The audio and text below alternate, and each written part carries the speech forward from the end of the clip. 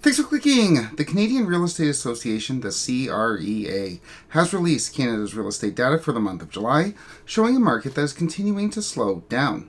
Or, as the CREA puts it, economist John Cathcart saying it's a slam dunk Canadian housing activity will be heating up heading into 2025. Oh, there's a surprise. Indeed, with the market expected to get so hot by 2025, the CREA is expressing a worry that it could become too hot with too much demand sending prices higher. The concern really now becomes whether demand comes back too fast and we get an upswing in prices. That would be terrible.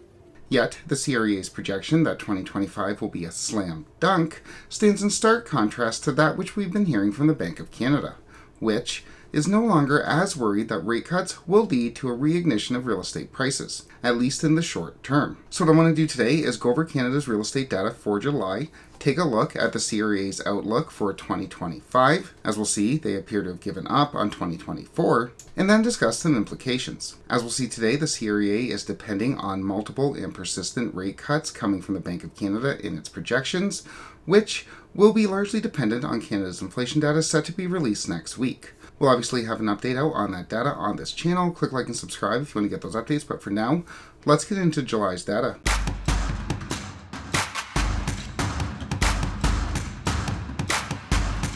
Onto the data. First up, the benchmark price. The benchmark price, that's the price of a home that represents the most popular set of features. And the benchmark was up marginally in July.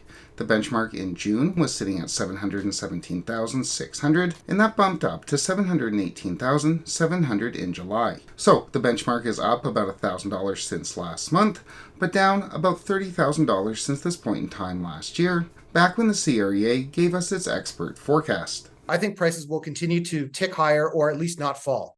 You hear what he said, stupid? And the relative flat line that we're seeing in the benchmark price comes amid a continual slowdown in sales, following what we've been seeing in major cities, with sales dropping 0.7% in July, well below their 10-year average. With that said, looking at that 10-year sales average, July's numbers aren't as bad as that would initially indicate, as if we take out the outlier years of 2020 and 2021 when the market was bubbling. No, it wasn't. Then we take out 2022 when it was crashing down. No, it wasn't. Add 3 years to compensate, we get a 10-year average of 40,718. So, although July's numbers definitely aren't great, about 2,000 below the 10-year average, omitting those outlier years, they're not as bad as would be initially indicated. How did you miss this? And I bring up the CREA's use of the 10-year average as it can and does skew what we should be seeing in a given month. Take, for instance, the months of inventory measurement, the MOI, which measures how long it would take Canada to completely run out of homes for sale if everyone just stopped selling their homes. In July, the MOI was 4.2, unchanged from the month prior. And the CREA's economist Sean Cathcart notes that 4.2 months of inventory, long term, really isn't that bad. Listings were up just a bit in July, but ultimately it wasn't enough to move the needle on the number of months of inventory, which is still at 4.2. Again, it's on pause. And you got to remember that, the long-term average for the number of months of inventory in Canada is 5 months. So we're still almost a full month below that. Yet, there are a few problems with what Cathcart is saying. Oh, there's a surprise. First, judging from the data provided by the CREA itself, the long-term average months of inventory measurement is 3.6. And remember, that data includes the COVID years, which is artificially skewing down the numbers. So, judging from the data provided by the CREA itself, the long-term average of the MOI is not 5, it's 3.6, meaning July's numbers are much higher. But let's delve a little deeper, looking at just the MOI for July itself. What should Canada's real estate market look like in July of the typical year? When we go that route, we get an average of 2.9 months worth of inventory for the typical July, which again is obviously going to be skewed by the COVID years, but the CREA doesn't give us any data past 2019, so we can't really verify any of their assertions. Is that important? But I digress. Regardless, sales are much lower than they should be for the month of July, even when we take out the COVID years, and the months of inventory measurement, the MOI, is much higher than we would typically expect for a given July. But, says Cathcart, the future is looking a bit brighter, largely on rate cuts coming from the Bank of Canada. So at this point, cuts are actually expected at every remaining meeting this year. So that's September, October, and December, as well as more than half of the meetings in the first half of next year.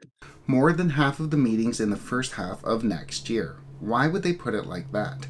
Why not just say we're expecting 3 more cuts this year, and given that we have 5 meetings over 6 months next year, we're expecting another 2.5 cuts. So 6 rate cuts in total, the policy rate back down to 3% by this point in time next year. This according to the economic oracle himself, the CREA's Sean Cathcart. With that said, I'm not sure exactly where Cathcart is getting those rate cut expectations, as even the market participant survey released by the Bank of Canada shows that a majority of participants think that the rate will be down to 3.25 to 3.5 by this point in time next year. Regardless, Cathcart says that those cuts will lead to a major increase in demand coming in 2025. So you combine that with a record amount of demand waiting in the wings to come back into this market at some point, and our forecast for a rekindling of Canadian housing activity heading into 2025 has basically gone from a layup to a slam dunk at this point. The concern really now becomes whether demand comes back too fast and we get an upswing in prices. Well, 3 things. First, does anyone really believe that the CREA would be genuinely displeased if the real estate market took off again, sending prices to the moon? Oh no! Second, is the CREA just giving up on the 2024 fall market? Is it not aware that there's an army of would-be car salesmen promising a resurgent fall coming in a couple of months? Forget it. This game's not for you. And finally, and most important, is Cathcart under the impression that these rate cuts coming from the Bank of Canada happen in a vacuum? Even the Bank of Canada's market participant survey, whose rate cut predictions at least somewhat fall in line with that of Cathcart's, say that participants aren't so sure about the housing market, with 68% of respondents thinking there is a chance we could see a stronger market next year, yet 60% also see a chance of a weaker housing market next year. And the reason why market participants think this is that, of course, these rate cuts don't happen in a vacuum. They're intended to stimulate a weakening economy, of which 40% of the respondents on the bank survey think there is a chance of a recession over the next year. And I don't think that's out of the realm of possibility, as we're continuing to see growing signs that the economy is indeed weakening. Further, and finally, while I make it a point to never simply accept what the government tells me, I don't understand. even the Bank of Canada's summary of deliberations points to a central bank that is not as concerned about a resurgent housing market as it once was. Given the weakening economy and a central bank poised to cut rates in order to help stimulate that economy, I'm not sure that those rate cuts lead to a slam dunk 2025 that is being predicted by Sean Cathcart. So, all in all, Canada's real estate market is continuing to slow. The benchmark price is up by about $1,000, still down by $30,000 from this point in time last year.